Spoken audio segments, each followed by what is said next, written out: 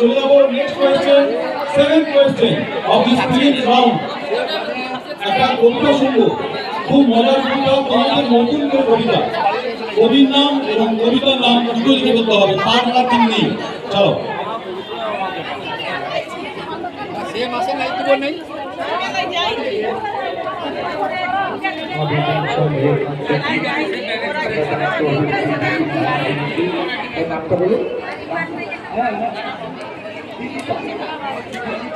একটা অডিও শুনবো। গীতাবালা 50 টাকা, সুবিধা টাকা দান করবে।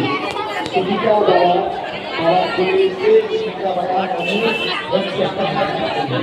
ভাই একটু থাকতে হবে এখানে।